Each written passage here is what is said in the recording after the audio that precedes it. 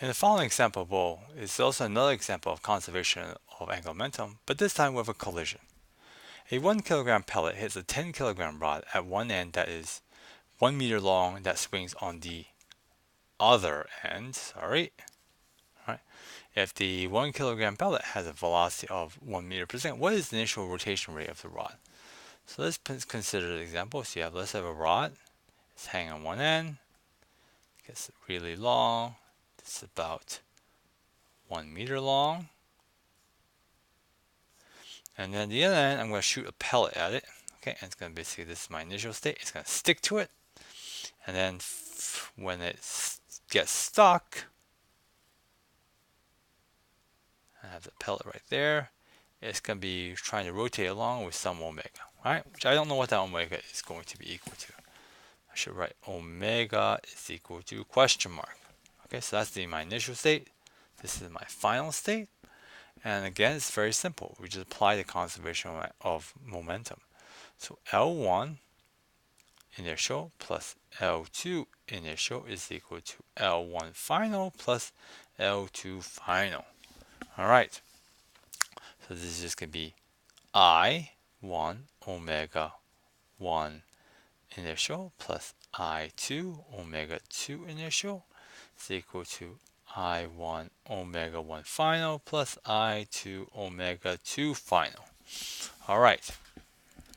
So let's just look on this side.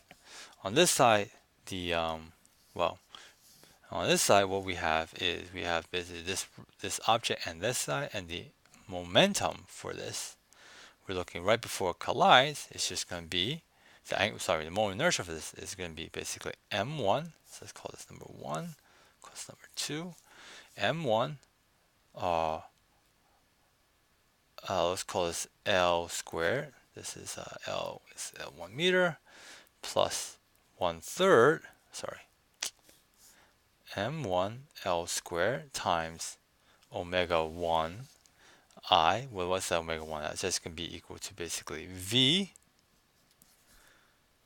over L, okay, plus m2 is going to be basically I plus I2 is going to be basically 1/3 m2 L 1/3 m L squared, and then this is going to be omega 2I, which is equal to 0 because this thing just basically just sitting there initially.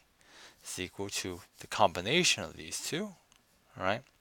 I1 plus I2 is going to be basically m1 L squared plus 1/3 m2 L squared of omega final, right?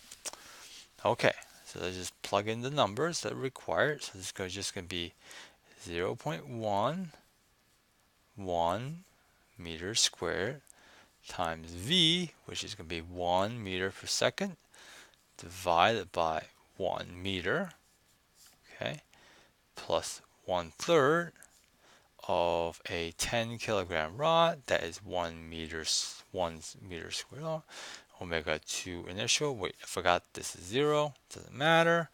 And this term here is just going to be basically 0.1, the mass of the pellet, times 1 squared plus 1/3, 10 kilograms times 1 squared again, omega final. All right, so this is going to be 0.1 plus 3.33.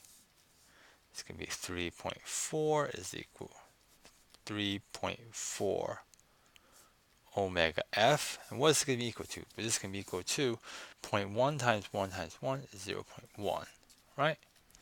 So that means that omega f is equal to 0.1 divided by 3.43, really? Okay, so now let's turn this thing on.